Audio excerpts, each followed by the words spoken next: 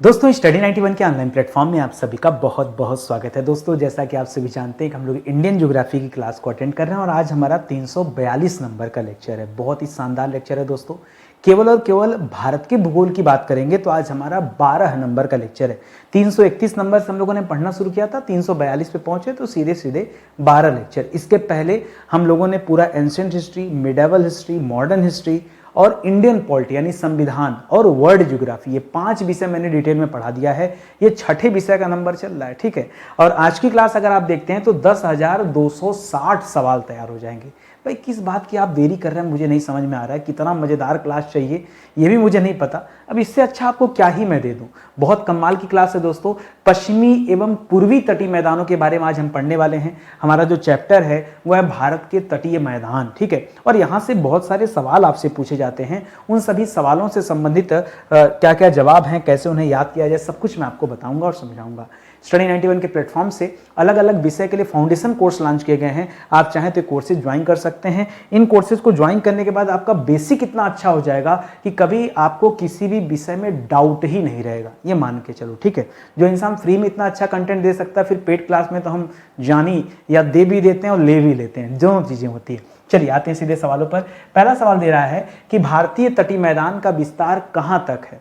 ये जो आज हम पढ़ रहे हैं दोस्तों, भारत का तटीय मैदान। अच्छा, तटीय मैदान माने होता क्या दोस्तों, यानी तटीय क्षेत्रों की बात कर रहा है। जैसे मान लीजिए इस तरह से दोस्तों ये गुजरात हो गया और इस तरह से दोस्तों यहाँ साउथ हो गया और ये यही दोस्तों क्या है, इधर अरब सागर हो जाएगा और इधर क्या बंगाल की खाड़ी हो जाएगा। नीचे की तरफ देखेंगे तो हिंद महासागर हो जाएगा ना, और इसके आसपास का जो एरिया यही तटीय मैदान है। तो आपसे सवाल कर रहा है कि भारत के तटीय मैदान का विस्तार कहां तक है, तो दो जवाब हो सकता है। एक जवाब हो सकता है दोस्तों कि अगर आप गुजरात से बात स्टार्ट कीजिए, गुजरात से स्टार्ट कीजिए तो गुजरात से लेकर के पश्चिम बंगाल तक का जो हिस्सा है, पश्चिम बंगाल तक का हिस्सा है वो किससे संबंधित दोस्तों, वो इस तटीय मैदान का विस्तार आप मान सकते हैं। लेकिन परीक्षा में ये ऑप्शन में नहीं देता, परीक्षा में थोड़ा सा हटके ऑप्शन देता है। मैं आपको उत्तर आपको बता रहा हूं, इसका उत्तर क्या होगा। उत्तर इसका प्रायद्वीपीय। प्रायद्वीप माने समझते हैं ना, पहले प्रायद्वीप क्या होता है ये समझ जाइए। ऐसा कोई भी स्थल खंड जो 3 तरफ से जल से घिरा उसे प्रायद्वीप कहते हैं। अगर चारों तरफ से जल से घिर जाएगा तो वो द्वीप हो जाता है, क्योंकि भारत के उत्तर दिशा की ओर कोई समुद्र तो है नहीं, और हाँ पश्चिम दिशा में समुद्र है, दक्षिण में समुद्र है, पूरब में समुद्र है, इसीलिए इसे प्रायद्वीप कहा जाता है। तो प्रायद्वीपीय पर्वत श्रेणी, प्रायद्वीपीय पर्वत श्रेणियां आप देखते हैं, प्रायद्वीपीय भारत में जो पर्वत श्रेणियां हैं उनके और जो समुद्र तट हैं उसके बीच में एवं समुद्र तट के मध्य, ठीक है, तट के मध्य किसका विस्तार देखने को मिलता है, इन्हीं दोनों के मध्य इस तटीय मैदानों का विस्तार देखने को मिलता है। तो प्रायद्वीपीय जो पर्वत श्रेणियां हैं और जो समुद्र तटीय इलाके हैं उनके बीच में दोस्तों तटीय मैदान देखने को मिलते हैं। ये आप याद रखेंगे, बहुत प्यारा सा जवाब इसका, ठीक है। बाकी इसको भी याद रख सकते हैं, अगर लोकेशन वाइज पूछ रहा है तो गुजरात से पश्चिम बंगाल, क्योंकि इसमें गुजरात भी आता है, महाराष्ट्र भी आएगा, गोवा आएगा, कर्नाटक आएगा, केरल आएगा, तमिलनाडु आएगा, फिर आंध्र प्रदेश आएगा, फिर उड़ीसा आएगा, फिर जो है पश्चिम बंगाल आएगा, ठीक है।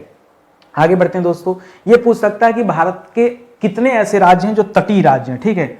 भारत के तटीय राज्य, इसको भी याद रखेगा, भारत के तटीय राज्यों की संख्या कितनी है। अगर ये सवाल करता है तो याद रखेगा 9। भारत में कितने तटीय राज्य हैं दोस्तों जिनकी सीमा रेखा समुद्र तट से मिलती है, तो याद रखेगा 9 ऐसे राज्य हैं। अलग सवाल है। कर अब तटीय मैदान के निर्माण का प्रमुख कारण क्या है, जो तटीय मैदान है ये बने कैसे हैं, तो ये 2 तरीके से बने हैं। पहला याद रखेगा सागरीय तरंगों द्वारा,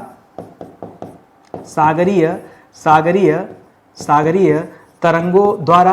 अब ये भी पूछ सकता है कि सागरीय तरंगों द्वारा किस प्रकार, तो यहां पर 2 क्रिया हुई हैं। एक तो सागरीय तरंगों के अपर्दन द्वारा और दूसरा सागरीय तरंगों के निक्षेपण द्वारा, ठीक है। अपर्दन और निक्षेपण ये दोनों चीजें हुई हैं दोस्तों, तो इन दोनों बातों को याद रखेगा। ये पहला तरीका है। और जो दूसरा तरीका है वो क्या दोस्तों, तो याद रखेगा पठारी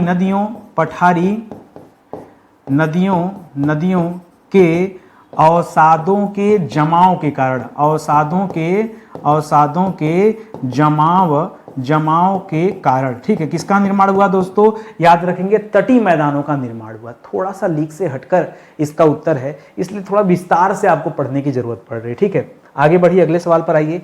अगला सवाल दे रहा है कि जो पश्चिमी तटीय मैदान है इसका विस्तार कहां तक पाया जाता है। तो दोस्तों कहां तक अगर आपको जानना है तो यह भी जानना पड़ेगा कि कहां से कहां तक पाया जाता है, क्योंकि इसके बिना मामला क्या है, अधूरा। तो याद रखेगा, कहां से अगर पूछेगा तो बताएगा सूरत से, कहां तक पूछेगा तो क्या बताएंगे, सूरत से लेकर कन्याकुमारी तक दोस्तों ये पश्चिमी तटीय मैदान का विस्तार पाया जाता है। ठीक है, कहां तक, कन्याकुमारी तक, सूरत से लेकर कन्याकुमारी तक। सूरत जो है दोस्तों गुजरात में है। सूरत कहां है दोस्तों, सूरत जो है ये गुजरात में है। तो गुजरात से लेकर, और कन्याकुमारी कहां है दोस्तों, ये तमिलनाडु में है। तो तमिलनाडु तक, कन्याकुमारी से, कन्याकुमारी यानी तमिलनाडु। ठीक है, तो याद रखेंगे, अगर स्टेट वाइज पूछता है तो ये बताएगा, अगर शहर के अनुसार जवाब चाहता तो ये बताएगा। दो ही तरह के जवाब है, तीसरी बात यहाँ पे नहीं है। आगे बढ़िए, करा भारत के पश्चिमी तटीय मैदान के उत्तरी भाग को किस अन्य नाम से जाना जाता है। जो पश्चिमी तटीय मैदान का उत्तरी हिस्सा है, देखिए इस तरह से दोस्तों ये गुजरात हो गया और ऐसे साउथ तरफ आता है। तो दोस्तों यहाँ कहीं की बात कर रहा है, ये उत्तरी भाग की बात कर रहा है। तो उत्तरी भाग जो दोस्तों, इसे हम क्या कहते हैं, एक सेकंड, कितना उत्तर ये नहीं दिया है ना।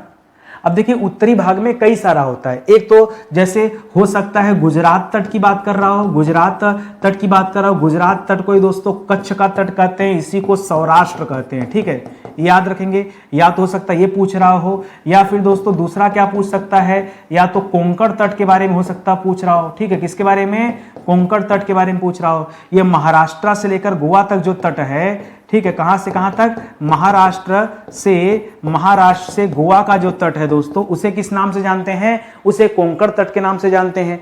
तो अब इसमें ऑप्शन तो दिया नहीं, पता नहीं एग्जामिनर के दिमाग में क्या है, तो मैंने दोनों एक साथ बता दिया। ठीक है, गुजरात से लेकर पूरा दोनों तक याद रखिएगा, आप देख लीजिएगा परीक्षा में ऑप्शन क्या मिलता है। अगला सवाल दे रहा है, पश्चिमी घाट तथा अरब सागर के तट के बीच निर्मित मैदान क्या कहलाता है दोस्तों। वह मैदान जो पश्चिमी घाट पर्वत श्रृंखला और कहां पर दोस्तों, अरब सागर के बीच में स्थित है, उसे पश्चिमी तटीय मैदान कहते हैं। क्या कहते हैं, उसे कुछ और नहीं, उसे क्या कहते हैं, पश्चिमी तटीय मैदान के नाम से जानते हैं, क्योंकि यह पश्चिमी घाट के आसपास में स्थित है। और आप जानते हैं पश्चिमी घाट जो है दोस्तों, जो पश्चिमी घाट पर्वत है, मैंने इसके बारे में पहले ही आपको बताया था पश्चिमी घाट पर्वत के बारे में, कि पश्चिमी घाट पर्वत की जो पूर्वी हिस्सा है और जो पश्चिमी हिस्सा है, ठीक है, पश्चिमी हिस्सा कैसा था दोस्तों, आपने पढ़ा था पश्चिमी हिस्सा खड़ा था। ठीक है, खड़ा था और यह तीव्र था, इसका ढाल कैसा था दोस्तों, तीव्र ढाल वाला था। और पूर्वी हिस्सा कैसा था दोस्तों, यहाँ मंद ढाल थी और सीढ़ी नुमा था। ठीक है, सीढ़ी नुमा था।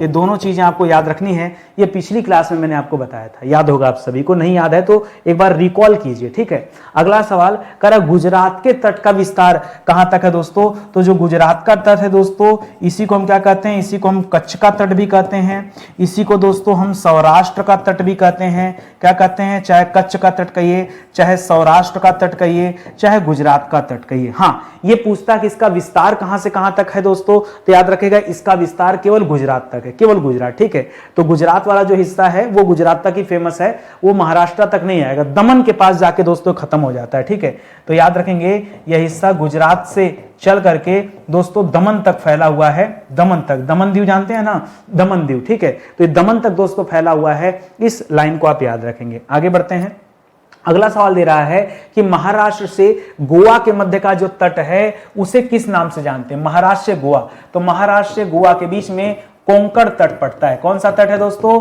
कोंकण तट पड़ता है।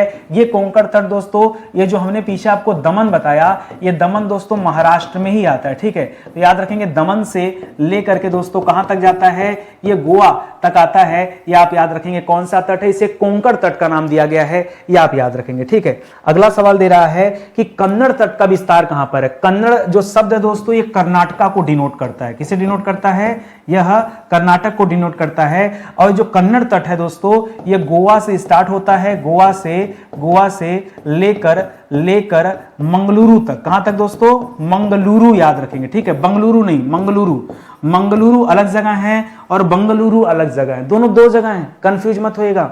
मंगलुरु अलग जगह है और बंगलुरु अलग जगह है, तो मंगलुरु तक दोस्तों फैला हुआ है कन्नड़ तट का विस्तार है, इसे आप याद रखेंगे। अगला सवाल दे रहा है कि मंगलुरु से कन्याकुमारी के मध्य दोस्तों कौन सा तट स्थित है? तो अंतिम में नाम आता है दोस्तों मालाबार तट का। किसका नाम आता है? मालाबार तट का नाम आता है। यह तट दोस्तों मंगलुरु से लेकर के कहां तक गया है? कन्याकुमारी तक गया है। मंगलुरु जो कर्नाटक में स्थित है और कन्याकुमारी तमिलनाडु में स्थित है। ठीक है, मंगलुरु कहां स्थित है दोस्तों? यह कर्नाटक में स्थित है। मंगलुरु जो स्थित है कर्नाटक में, और तमिलनाडु कहां? तमिलनाडु में कन्याकुमारी स्थित है, ये आप याद रखेंगे। तो यहां तक किसका विस्तार है दोस्तों? मालाबार तट का विस्तार है। स्पेशली जो मालाबार तट है इसका ज्यादातर विस्तार केरल राज्य में देखने को मिलता है। सबसे लंबी जो सीमा है दोस्तों वो केरल को टच करते हुए जाती है, क्योंकि कर्नाटक से केरल होते हुए आप तमिलनाडु तक आगे बढ़ सकते हैं। ठीक है, तो इसको भी याद रखेंगे। अगले सवाल पर आइए। करा पश्चिम भारत का पश्चिमी तटीय मैदान किस राज्य में सर्वाधिक चौड़ा है? ठीक है, पश्चिमी तटीय मैदान सबसे ज्यादा चौड़ा ये किस राज्य में? चौड़ा मतलब समझ रहे हैं, लंबे की बात नहीं कर रहा। लंबाई देखेंगे तो गुजरात से लेकर आप मालाबार यानी कन्याकुमारी तक आ रहे हैं, वो पूरा का पूरा पश्चिमी तटीय मैदान है। लेकिन अगर आप चौड़ाई की बात करेंगे तो सर्वाधिक चौड़ाई आपको गुजरात तट में मिलेगा। कहां मिलेगा? जो गुजरात तट है दोस्तों, ठीक है, जिसे हमने क्या नाम दिया? जिसे हमने कच्छ का तट भी कहा और जिसे हमने सौराष्ट्र भी कहा। क्या कहा? कच्छ भी कहा और इसे हमने सौराष्ट्र भी कहा। ये सबसे ज्यादा चौड़ाई यहीं पर देखने को मिलता है, इसे आप याद रखेंगे। ठीक है, अगले सवाल पर आइए। करा कोंकण के तटीय मैदान पर कौन से अधिक वन पाए जाते हैं? कोंकण के तट के बारे में हमने क्या पढ़ा था कि कोंकण का तट ये दमन से स्टार्ट होता है, दमन से लेकर के कहां तक जाता है दोस्तों? दमन से लेकर गोवा तक फैला हुआ दोस्तों। दमन से लेकर गोवा तक किसका विस्तार है दोस्तों? ये कोंकण तट का विस्तार है, ये हम लोगों ने देखा। अब सवाल दे रहा है कि कोंकण के जो तटीय मैदान है उसमें कौन से वृक्ष की अधिकता पाई जाती है? तो याद रखिएगा यहां दो प्रकार के वृक्ष की अधिकता पाई जाती है। एक तो यहां पर दोस्तों साल के वृक्ष मिलते हैं, दूसरा सागवान के मिलते हैं। साल और सागवान, ठीक है, सागवान लिख लीजिए, सागवान या सागवान। ठीक है, साल और सागवान के वृक्ष की अधिकता पाई जाती है कोंकण के तटीय मैदानों में। वैसे जिन्हें नहीं पता उन्हें लगेगा कि गोवा गए हैं तो गोवा के किनारे हमें नारियल मिल जाएगा। ठीक है, वो अलग बात है। साल सागवान आप याद रखेंगे, ये ज्यादा बेहतर है। परीक्षा में यही पूछना चाहता है, आपको नारियल का ऑप्शन मिलने वाला नहीं। ठीक है, हाँ, ये अलग बात है कि नारियल की सर्वाधिक खेती गोवा में नहीं केरल में होती है। नारियल की सर्वाधिक खेती कहां होती है? गोवा में नहीं होती है। अलग बात है कि गोवा के बीच में हमें खूब नारियल के पेड़ देखने को मिलते हैं, बट दोस्तों जो सही जवाब है वो केरल होगा। ठीक है, तो इसको भी आप ध्यान में रखेंगे। करा कयाल, कयाल का नाम सुना कभी आपने? नहीं सुना होगा। लैगून किसे कहते हैं? सुना है? लैगून झील वगैरह नहीं सुना? चलिए कोई बात नहीं, ठीक है, अभी मैं समझा देता हूं क्या होता है। करा कयाल या लैगून किस तटीय मैदान में पाए जाते हैं? आपको कौन सा तटीय मैदान है जहां पर कयाल या लैगून पाए जाते हैं दोस्तों?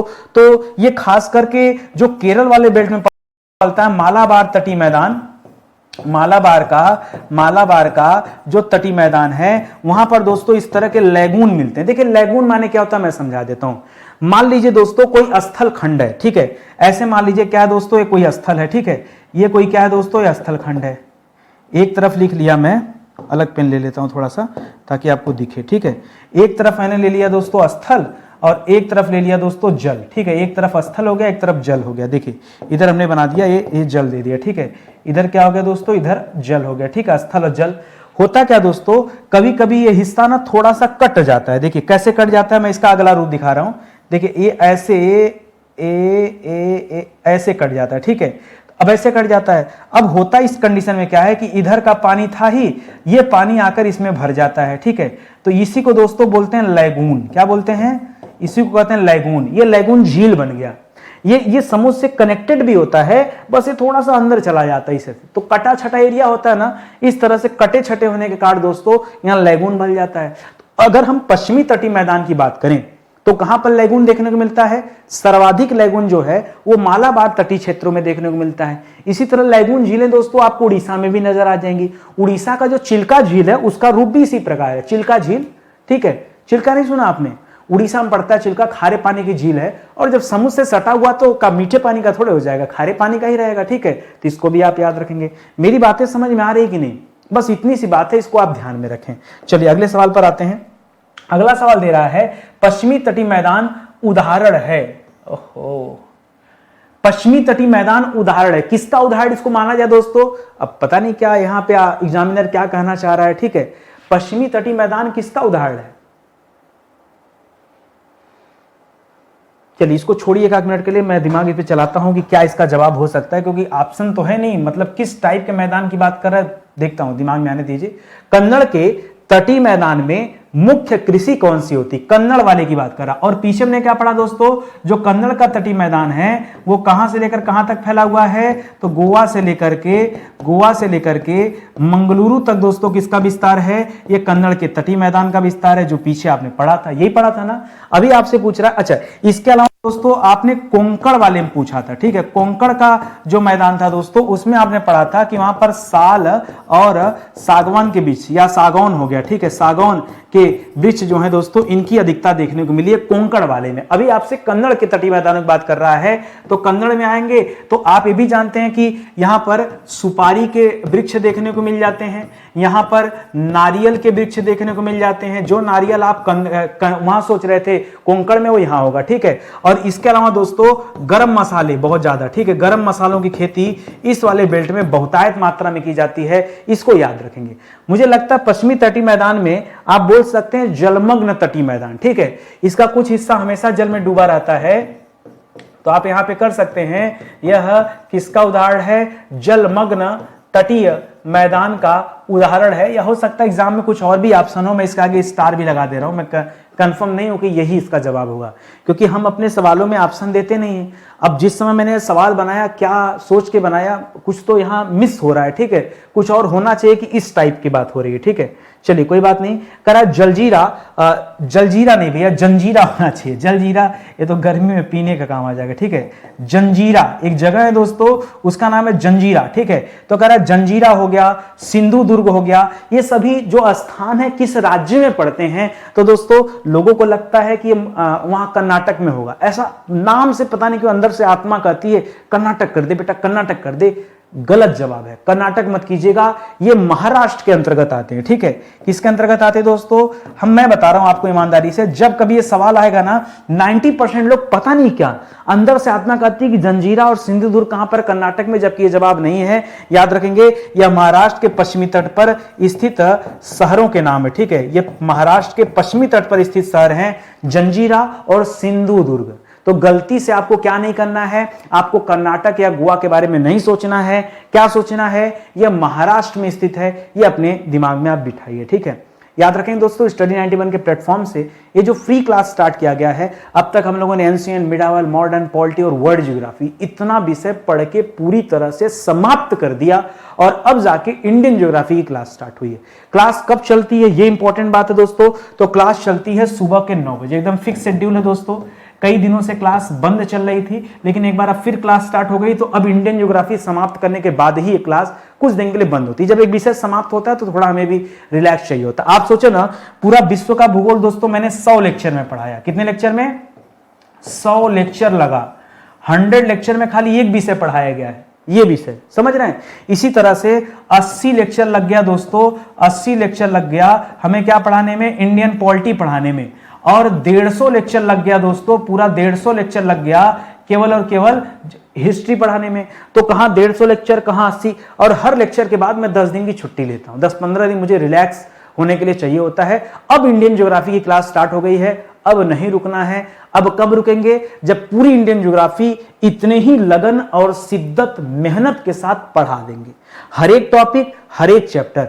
यहां खासियत क्या दोस्तों ना, कि कोई भी ऐसा टॉपिक नहीं मिलेगा जिस पर हम लोगों ने क्लास में चर्चा न किया हो, ये सबसे फायदेमंद है। तो आइए जुड़िए और क्लास देखिए। पीछे के वीडियोज अगर आपने नहीं देखा तो देखिए जाकर, क्यों, आज नंबर है 342, तो 341 क्लास का पता भी आपको होना चाहिए, नहीं पता है तो कहीं ना कहीं गड़बड़ी आप ही से होगी, ठीक है।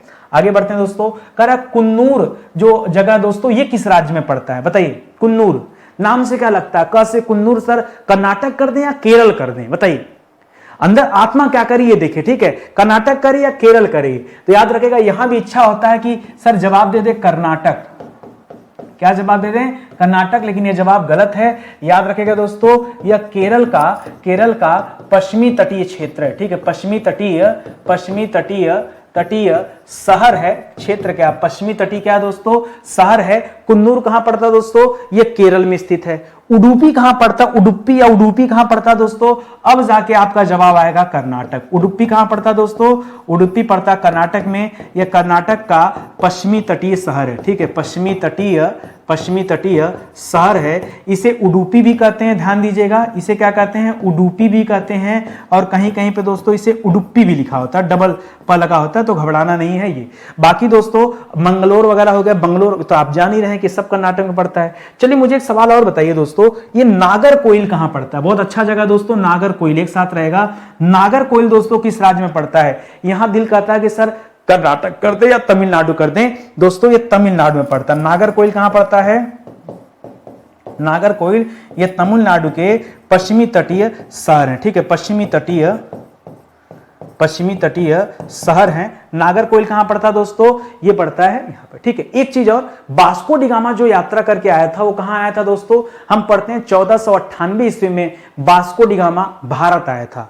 और हम पढ़ते हैं ये आया कहां था दोस्तों, ये आया था कालीकट। कालीकट कहां पड़ता है दोस्तों, कर्नाटक में पड़ता है, ध्यान दीजिएगा।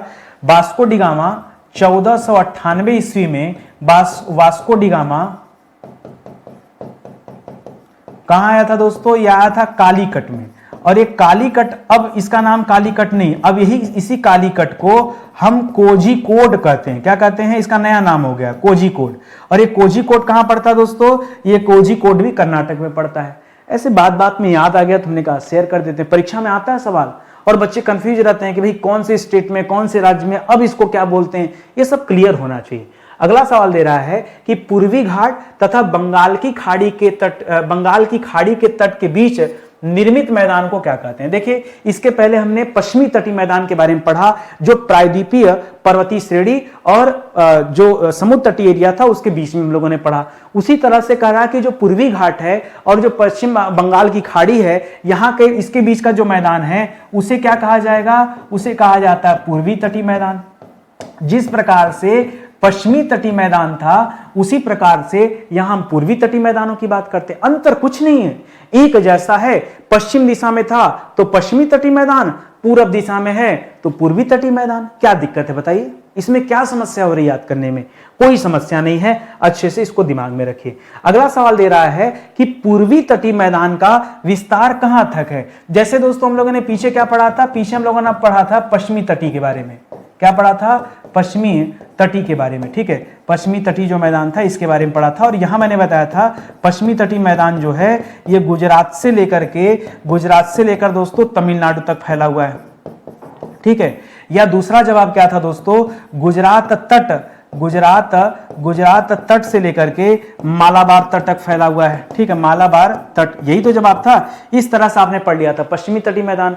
अब दोस्तों पूर्वी तटीय मैदान की बात कर रहा है। जो पूर्वी तटीय मैदान है यह स्वर्ण रेखा नदी से स्टार्ट होता है। कहां स्टार्ट होता है दोस्तों, यह स्वर्ण रेखा नदी, ठीक है, स्वर्ण रेखा नदी से लेकर के स्टार्ट होता है और कहां तक जाएगा दोस्तों, वही कन्याकुमारी तक, ठीक है। कन्याकुमारी में दोनों का मिलन स्थल आप पढ़ते हैं दोस्तों। ये वाला भी जो तमिलनाडु तक आया है ये भी कन्याकुमारी तक आया ना, गुजरात से मालाबार तट अंतिम में कहां गया, कन्याकुमारी तक। उसी तरह से ये भी है, तो याद रखेगा स्वर्ण रेखा नदी से स्टार्ट हो रहा है और लेके चलेंगे कहां तक दोस्तों, इसे लेके चलेंगे मालाबार तट तक, कन्याकुमारी तक। करा स्वर्ण रेखा से लेकर के महानदी के मध्य का जो क्षेत्र, महानदी दोस्तों कहां बहती है, महानदी उड़ीसा में बहती है, ठीक है, उड़ीसा। इसे उड़ीसा का शोक भी कहा जाता है। क्यों, उड़ीसा में इसके कारण बहुत ज्यादा बाढ़ आता है, तो जिन नदियों के कारण बाढ़ आता है उसे शोक माना जाता है। जैसे पश्चिम बंगाल का शोक दामोदर नदी को कहा जाता है, वहां बिहार का शोक कोसी नदी को कहा जाता है। कोसी नदी की वजह से हर साल बिहार में बाढ़ आता, भयानक बाढ़ आता, बहुत नुकसान होता है, ठीक है। उसी तरह से दामोदर की वजह से पश्चिम बंगाल में बाढ़ आता है, उसी प्रकार से महानदी की वजह से उड़ीसा में बाढ़ आता है, तो इसे शोक के नाम से जानते हैं, ठीक है। स्वर्ण रेखा नदी से महानदी के बीच का जो क्षेत्र है इसे उत्कल तट कहते हैं। क्या कहते हैं, उत्कल तट कहते हैं। उत्कल उड़ीसा के लिए यूज किया गया है, ठीक है, उत्कल तट के नाम से जाना जाता है, तो इसे याद रखेंगे, ठीक है। जैसे मंगलुरु से लेकर कन्याकुमारी तक हमने मालाबार तट पढ़ा, दमन से लेकर दोस्तों मंगलुरु तक हम लोगों ने क्या पढ़ा, हमने दमन से लेकर गोवा तक हमने क्या पढ़ा, कोंकण तट पढ़ा। गोवा से लेकर मंगलुरु तक हमने कन्नड़ तट पढ़ा। उसी तरह से यहां स्वर्ण रेखा नदी से लेकर के कहां तक दोस्तों, स्वर्ण रेखा नदी से लेकर महानदी के बीच का जो क्षेत्र है उसे हम उत्कल तट के नाम से जानते हैं। इसे भी आप दिमाग में रखिएगा, ठीक है। आगे बढ़ते हैं दोस्तों। अगला सवाल दे रहा है कि उत्तरी सरकार तट विस्तृत है। उत्तरी सरकार तट किसे कहते हैं दोस्तों? उत्तरी सरकार तट जो है ये कहां से कहां तक आता है दोस्तों? अभी आपने पीछे पढ़ा कि ये स्वर्ण रेखा नदी से लेकर महानदी तक आया, ठीक है। अब इसके बाद दोस्तों महानदी से स्टार्ट होगा, महानदी से लेकर कृष्णा नदी तक का जो क्षेत्र है, कृष्णा नदी, जी हां, कृष्णा नदी तक का जो क्षेत्र है इसे मिलाकर क्या कहा जाता है? इसे कहा जाता है उत्तरी सरकार तट। क्या कहा जाता है? इसका नाम ही है दोस्तों उत्तरी सरकार तट। इसको आप अच्छे से याद रखिएगा। कृष्णा नदी तक दोस्तों फैला है, महानदी से लेकर के कृष्णा नदी तक का जो क्षेत्र है इसे उत्तरी सरकार तट के नाम से जानते हैं। अगला सवाल देखिए। अगला सवाल दे रहा है कि कृष्णा नदी से लेकर के जो कन्याकुमारी तक का क्षेत्र, कन्याकुमारी में आकर दोस्तों मालाबार तट मिला है, ठीक है। मालाबार तट यहां तक आया है और मालाबार जो तट है दोस्तों ये पश्चिमी तट है। ये क्या दोस्तों? पश्चिमी तट है। अब पूर्वी तट भी यहीं तक आएगा क्योंकि दोनों का मिलन स्थल कन्याकुमारी है। तो ये जो है दोस्तों इसके बीच में फैला हुआ है कोरोमंडल तट। कौन सा तट है दोस्तों? कोरोमंडल तट जो है वो यहां तक फैला हुआ है, ठीक है। कृष्णा नदी से लेकर कहां तक? कन्याकुमारी तक ये कोरोमंडल तट फैला हुआ है। अगला सवाल देखिए जो पूछता है। अगला सवाल दे रहा है कि तमिलनाडु के किस तटीय शहर को केप कमोरिन के नाम से जाना जाता है? वैसे जो केप कमोरिन है दोस्तों ये अगर देखा जाए ध्यान से तो ये अफ्रीका का दक्षिणी हिस्सा है। अफ्रीका का जो सर्वाधिक दक्षिणी हिस्सा है दोस्तों उसका नाम भी दोस्तों केप कमोरिन रखा गया है, ठीक है। केप ऑफ गुड होप उसे कहा जाता है। ये जो है इसे क्या कहा जाता है? इसे कहा जाता है केप ऑफ गुड होप, ठीक है। केप ऑफ गुड होप के नाम से दोस्तों जाना जाता है। उसी तरह से यहाँ केप कमोरिन है, ठीक है। ये केप कमोरिन दोस्तों कहां पर है? जब कभी केप कमोरिन की बात करेगा तब आपके दिमाग में तुरंत जो है कन्याकुमारी आ जाना चाहिए, ठीक है। कन्याकुमारी जो शहर है दोस्तों तमिलनाडु का, इसे केप कमोरिन के नाम से जानते हैं। और जो अफ्रीका वाला आपके दिमाग में आ रहा है उसे केप ऑफ गुड होप कहते हैं। तो दोनों में बड़ा जो है कंफ्यूजन है, ठीक है। अपने कंफ्यूजन को आप दूर कीजिएगा, ठीक है। आगे बढ़ते हैं, अगला सवाल पे चला जाए। अगला सवाल दे रहा है कि पूर्वी तटीय मैदान में, ठीक है, पूर्वी तटीय मैदान में किस प्रकार की मिट्टी की प्रधानता देखने को मिलती है? जो पूर्व वाला क्षेत्र है, क्योंकि यहां पर नदियां खूब जाके डेल्टा बनाती हैं, तो यहां पर दोस्तों चिकनी मिट्टी की प्रधानता है। कैसी मिट्टी है दोस्तों? यहां पर चिकनी मिट्टी की प्रधानता देखने को मिलती है केवल और केवल दोस्तों कहां पर? पूर्वी तटीय मैदान में। जबकि इसके अपोजिट जो पश्चिमी तटीय मैदान है वहां पर बलुई मिट्टी की अधिकता है। जो पश्चिमी तट है, जो पश्चिमी तटीय मैदान है वहां पर किसकी अधिकता है दोस्तों? वहां बलुई मिट्टी है, ठीक है। बलुई मिट्टी है, ठीक है। बलुई मिट्टी की अधिकता है क्योंकि दोस्तों वहां पर कोई नदी डेल्टा उल्टा तो बनाती नहीं है, ज्वार नदमुख बनाती है। तो आसपास के जो किनारे वाले एरिया है वहां ऐसी ही मिट्टी है, ठीक है। चलिए आगे बढ़ते हैं, अगले सवाल पर आइए। करा पूर्वी तटीय मैदान में कौन सी झीलें पाई जाती हैं? ठीक है, पूर्वी तटीय मैदान में कौन सी झीलें पाई जाती हैं, आप उन झीलों का नाम बताना है, ठीक है। तो जैसे में दोस्तों याद रखेगा, जैसे में चिल्का झील पाई जाती है, चिल्का झील जो उड़ीसा में है। जैसे में कोलेरू झील का नाम सुना होगा, कोलेरू झील कहां पर? आंध्र प्रदेश में। यहां पर लिख दें क्या? उड़ीसा, ठीक है, उड़ीसा में है।